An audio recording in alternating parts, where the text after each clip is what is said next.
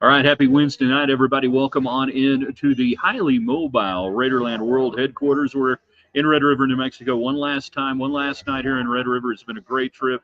We're at the Red River Brewery tonight, right next to Lives West. Our friend Billy Hurst will get you taken care of when you call and schedule your summer vacation there at Lives West. So, yeah, we're back at the brewery again tonight. It's What If Wednesday. We love all history. We're talking about the greatest what if athletes of all time by sport. The what if athlete in football, college or pro, basketball, same thing. Give me baseball, give me NHL, give me NASCAR. I got two in NASCAR. We're going to do that tonight. Texas Tech baseball won last night. Texas Tech softball, Big 12 tournament, number one seed. They now know they're going to play Baylor. They played Baylor earlier this year. They gave up exactly one run in 3 games. Oh, and a Colorado football fan has sued the NFL for harm and mental damage after Shadur Sanders didn't get drafted high enough. And I'm here for that. And the Cowboys made a trade today to get George Pickens from the Steelers.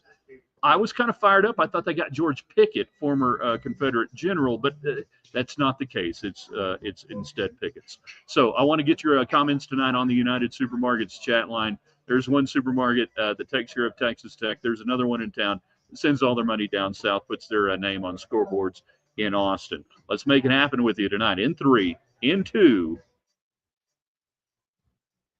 Good evening, West Texans, all you good, fine, friendly folks out there who wish you were. I'm Ryan Hyatt, theraiderland.com, the website you start your day. Raiderland hot links, the freshest and hottest links from around the internet. If we like it, we figure you're going to like it. So you check that out every morning. We give you the question of the day and everything that's happening. Brought to you tonight by the Shropshire Agency in Lubbock, Texas. Independent insurance agent, independent just like you, 65 years going strong in Lubbock.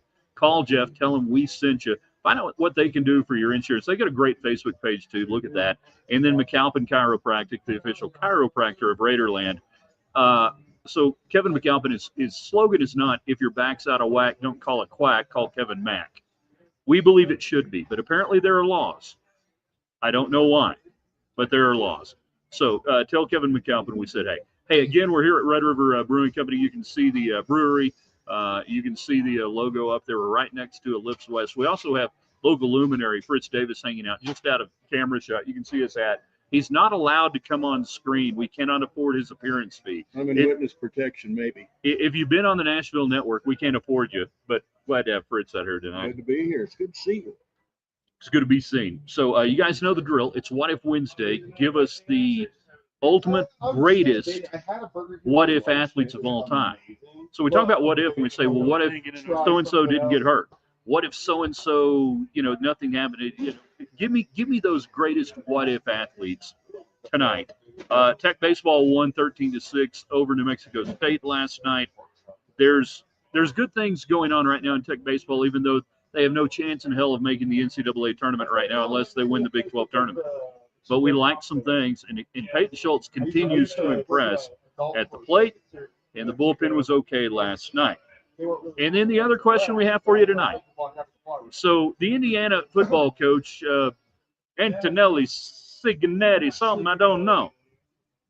He said Texas Tech was one of the 6 schools that would have a NIL payroll of over $40 million this coming season. Now, we know what the transfer portal has done for Tech football. It's a $20 million deal on that. Do you believe Texas Tech football will be a $40 million team? And we had somebody bring this up last night on the show. Will it be worth $40 million? How does your brain even factor that in?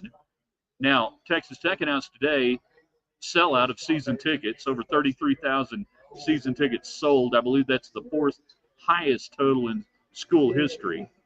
But for the 3rd straight year, they're all sold out. So will you see a Texas Tech football team worth $40 million, and then you tell me tonight,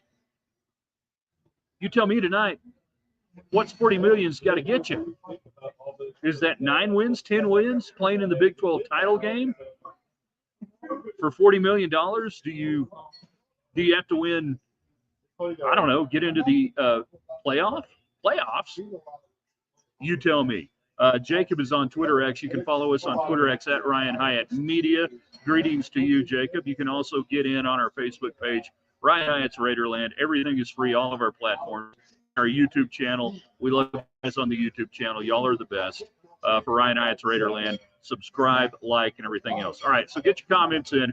We're going to go as long as the conversation is good tonight. I know it's a little bit different with us being here in Red River this week, and I appreciate you guys, allowing me to escape from West Texas for a few days.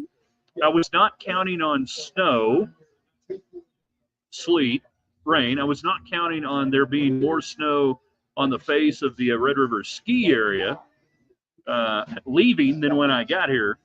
But this is the weather we have chosen, and they needed this weather. They need this moisture, and it's great. And just keep on bringing it on, Keep on bringing it on. All right, so JC on What If Wednesday, the greatest what if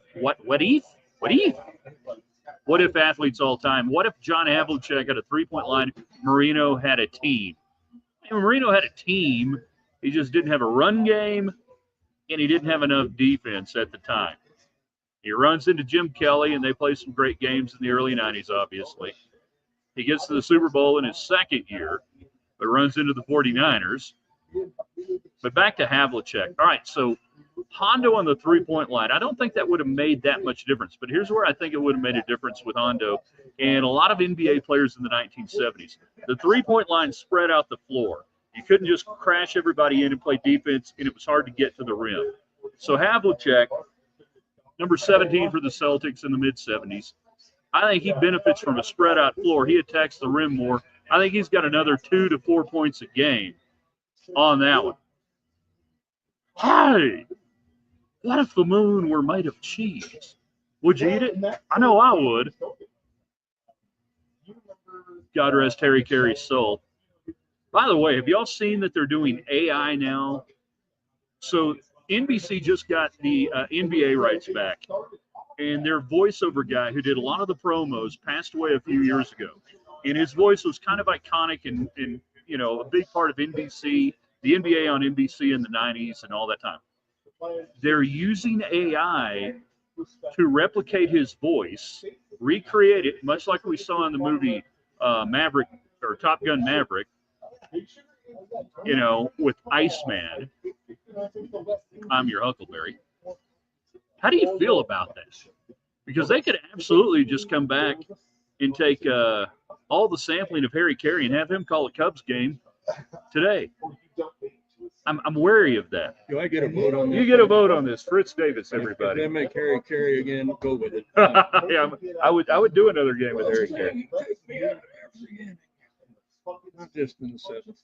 Blows my mind though that they can do that. One, but then we get into that whole idea of should you?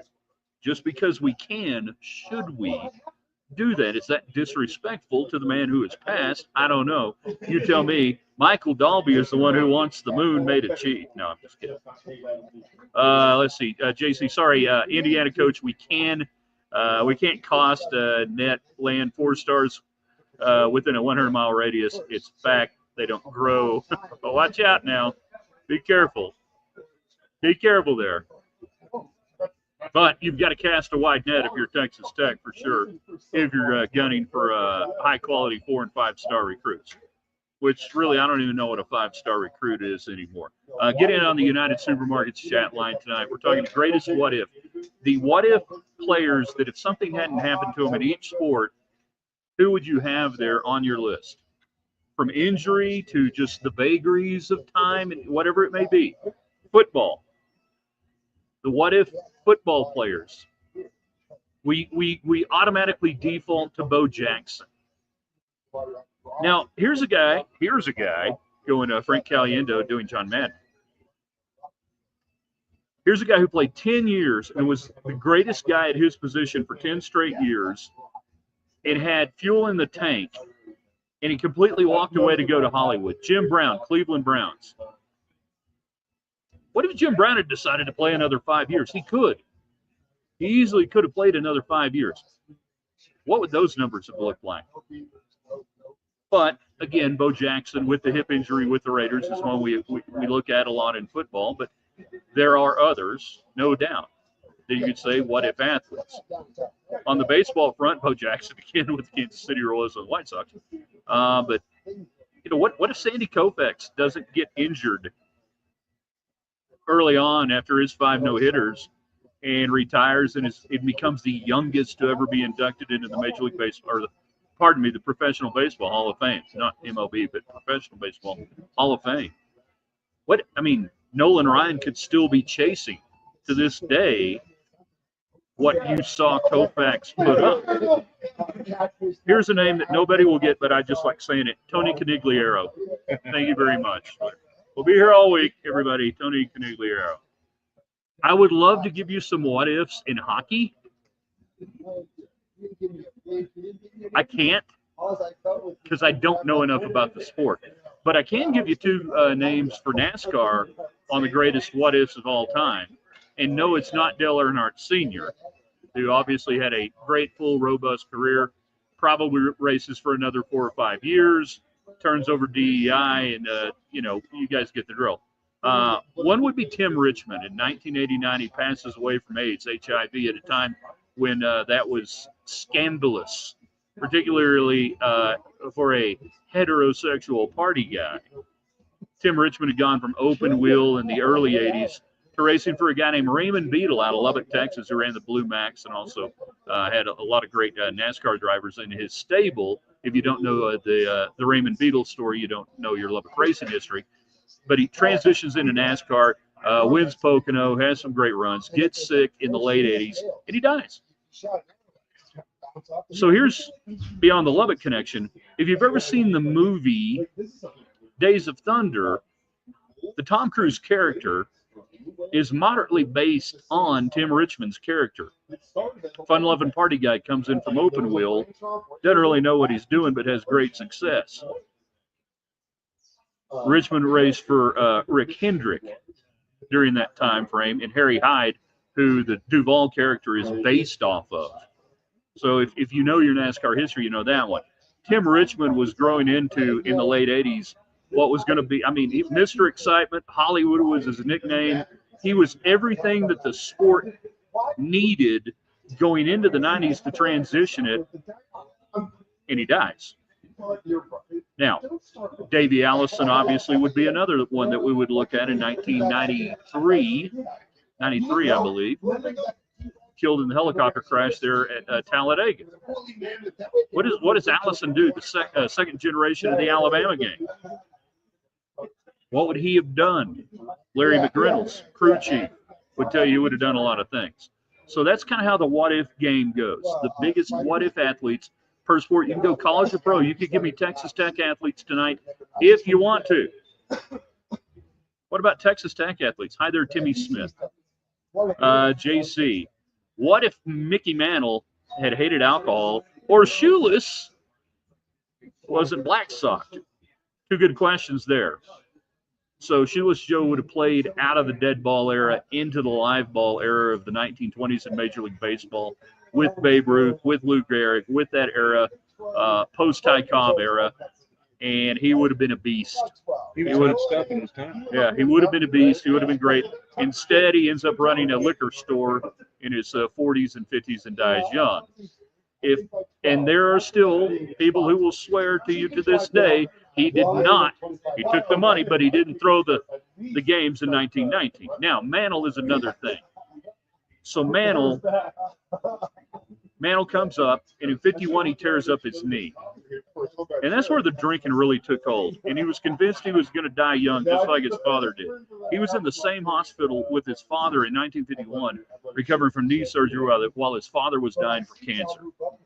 And that was what really set Mantle on the path to drinking and alcoholism and everything else. So now, let's say, as JC is saying, let's say he doesn't abuse his body that way. That's probably the last 10 years of his career, much more highly productive. Mantle post 61, let's go to the 61 series. I'm trying to think the year Mazeroski wins it. Was that 63? Bill Mazeroski hits the home run for the Pirates. 60 right in through there. So let's give him another 7 years of awesome career. You could be talking about 700, 800 home runs. You could be talking about RBI numbers that would be, untouchable. That you would have had all of that going on. But you didn't, and that's the what if. Wendy jumps in. She's on our YouTube channel for Ryan Hyatt's Raiderland tonight. Glad you're out there. Gale Sayers or Ernie Davis comes to mind. Obviously, Ernie Davis cut short by leukemia, number 44. And if you've seen the movie based on his life, it's really good. It's fantastic. Gale Sayers, knee injuries. The Kansas Comet, who my dad saw Gale Sayers play against Texas Tech in 1963 in Lubbock. By the way, that was the game. I think that's right. Was it 63? You saw him play either there or at Kansas. Now I'm getting my stories confused. It's a great story, though. Don't let facts get in the way. Never let facts get in the way of a good story. The game in Lubbock against Kansas was cut short by a tornado warning in 63. Anyhow, my dad, Coach Hyatt, football Coach Hyatt, that Sayers was the best running back that he ever saw in person. My dad watched Donnie Anderson, okay? My dad went to school with Donnie Anderson. And he would tell Donnie Anderson to his face, Gale Sayers was better. So Sayers with the knee injuries, cut short, tries to come back, doesn't work out. The first guy to have 6 touchdowns in one game, they're against the 49ers there at Wrigley Field in the mud and the muck. Wendy, another one. What if Senior Sack played in the NFL? That's the biggest what if out of Tech. Gabriel Rivera, All-American defensive tackle in the early 80s. He's drafted first round by the Steelers. He's going to be the next Mean Joe Green. Goes to camp. He's playing. He's starting his rookie year. 6 games in. I believe it was 6 games in. He gets liquored up driving his Corvette on a slick Pennsylvania road, loses control, paralyzed for the rest of his life, dies far too young. That Gabe Rivera was the greatest college football player I ever saw play. And y'all have seen the highlights, and you've seen him run down quarterbacks down the field, running option plays as a defensive tackle. He was to the interior line at that time what Lawrence Taylor would be to the outside linebacker / defensive end. That's who he would have been, 100%. Paul jumping in. That's got to be Paul Snappy Smith. I'm guessing right there. I think so. Tell Michael hello. We will. We'll tell Fritz hello. Fritz is here. Tell everybody hello. Yeah. D down the road there at yesterday's cafe. So I go in this morning. I'm going to eat light, right? I'd had grandma's enchiladas on Monday, so I'm going to eat light. So I get the short stack pancakes. I should have brought a crew. I ate half of it. I felt embarrassed. Yesterday's diner, great place for breakfast here, great place for lunch, and during the season they're open for supper too. And D makes sure you don't awesome. leave hungry. Oh my gosh, it's incredible. Best breakfast enchiladas I've ever had. JC, do we think Hank Gathers would have met expectations? Good basketball question. Okay, fire away. Question about Gale. Yeah. Was he with Chicago at the end? What kind Yeah. of line did they have to keep him? Not very good. Okay. So he had the same problem that Barry Sanders had. he exactly. He was the Barry Sanders of the 1960s. Gale Sayers was the Barry Sanders of the 1960s, and those George Hallis Bears, and then he steps down, but it's the McCaskey family that owns it, the Hallis family and the McCaskey. They wasted 2 generational talents, one on offense in Sayers, the other one was Dick Butkus, maybe the greatest linebacker of our lifetimes or whatever. That they never put any sort of a resemblance of a full team around it. Didn't want to spend the money. Nope. Papa Weber was cheap. Yep. Absolutely cheap. But you're right. That they had no offensive line. Well, Gale got a lot of yards without him, but still, you always wonder what could they have found if they knew about one block. Any linesman who hit hard. Yep. Who knows? Well, in that they went from Sid Luckman to Jim McMahon without having any decent quarterbacks in between. David Collier, KMAC 28 sports director, ABC affiliate, Lubbock, Texas. What if Henry Gardner doesn't land on his arm and reverse the throwing string? I'm going to plead ignorant on this reference here, David, because you're younger than I am, and I feel like That's one of those baseball movies where the kid, is that the movie where the kid all of a sudden can throw a million miles an hour? I don't know. Help me out. Also, I plead this. I am totally not getting the reference. By the way, David Collier, watch him tonight. He'll have a full preview of Texas Tech and Baylor, Texas Tech softball in action. And starting on Friday, UCF in town. University of Central Florida, the happiest place in the world, taking on the Red Raiders in baseball Friday, Saturday, Sunday.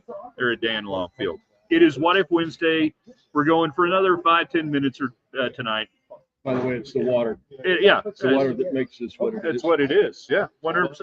It's the same. Okay, so the brewery here, Red River Brewery, Michael Calhoun, great guy. He's over there somewhere still hanging out. Created this out of nothing 8 years ago. We're going back about 8 years now. It is the water, in as much as they will tell you that the dough for pizza in New York is the water.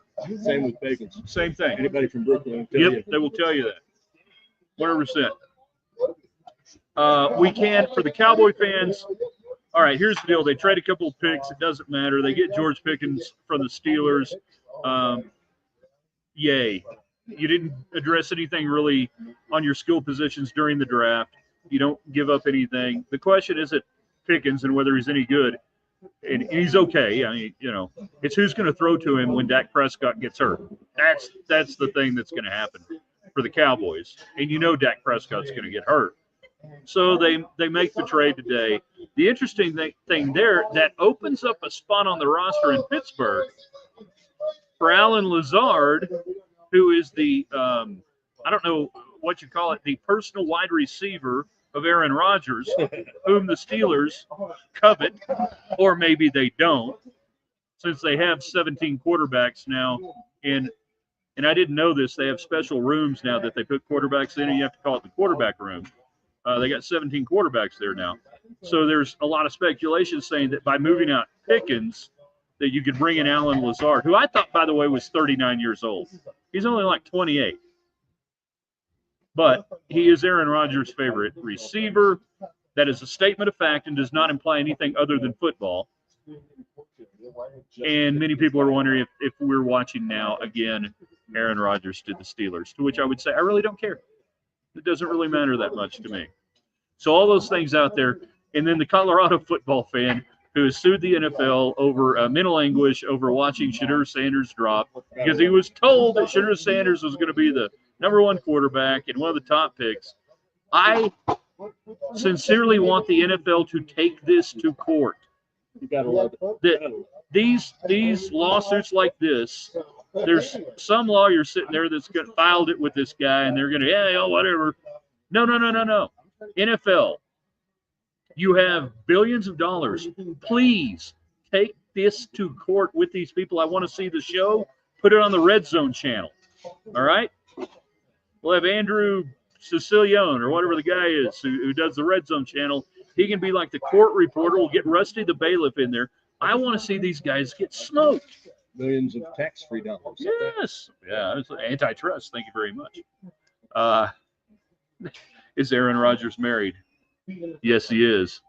He loves himself. And he'll never marry anyone else. You know he's married. So yeah, please. That's why he's still in the game. Take this thing to court, NFL. Put this guy on the stand. I want to watch this. I want to see that. Too many times all these frivolous lawsuits, they get settled. I would actually rather see them go to court. Now we're gambling heavily here with a jury and finding 12 people that are incredibly stupid. I understand the risk of that. But, put these people, put them in court, put them on TV, and make them look like the idiots they are. So we got that. What else? It's What If Wednesday, the greatest what if athletes by sport. You can do a What If Texas Tech athletes. We got about 2 or 3 more minutes left if you want to get in. Here's the drill. We'll be traveling tomorrow, so no Raiderland hot links in the morning. We will have our morning column, but we'll be leaving before we get the hot links scheduled for you. We will be back in Raiderland World Headquarters tomorrow for our Thursday overrated, underrated, rated right Thursday show. I think we're talking about dogs tomorrow. You know, I think we're talking about dogs tomorrow, so be ready for that. And then Friday we got baseball coming back up. We'll have Diamond Talk for you this weekend, recapping Texas Tech baseball and softball as they were at the Big 12 tournament. We got a lot of people we want to tell thanks to while we've been up here. Obviously, Michael Calhoun and everybody here at Red River Brewery and the distillery right down the road, a simple walk. Our friend Billy Hurst at Lives West, he's taking care of us this time around. We love staying here. And if you're looking to get in this Memorial Day weekend, they still have a few vacancies. Not many, but they still have a few vacancies for Memorial Day. It's the second annual Mayfest in the mountains, so check it out here. Great for families, a lot of fun entertainment and everything going on. Also want to thank our friend, and he should be here, by gosh, Jeff Fagan, who I missed earlier. I got there too late to have a cold beer with him. When you come up here and you want to go fishing, he is your fly fishing guide. And even if you've never fly fished, and flies are very small and they're hard to catch, but he'll show you how to catch flies. And you'll then have a wonderful time doing it. And you'll have a blast, and it'll be fun. You'll learn a lot. And the thing that I love about Jeff, he takes the intimidating aspect if you've never fly fished away and just makes it fun. And you get on some great water. So give our friend Jeff a big holler and a big shout out when you get up here. All right, we've had a lot of fun. Fritz, thanks for hanging out, man. It's a pleasure to see you, man. We gotta have some supper. We gotta hang out here. We got lies to tell. Let me know when you get back soon. We're gonna be back soon. Have you ever been a songwriter and written a song? I did, but it got me thrown out of junior high. Well, you and I are the co-writer of the Bluegrass song that I just finished. This is awesome. I've been trying to put together for 9 months. There you go. Because I couldn't find it, and you said, "Well, what was it about a producer?" Yeah. That's what I was looking for. Ladies and gentlemen, we see us on the Bluegrass charts very well. I've got to learn how to play faster in the near future. I should have brought my guitar. All right, we're going to have this posted here in a little bit. You guys have fun. We will see you tomorrow in Raiderland. Thanks for being out there, theraiderland.com.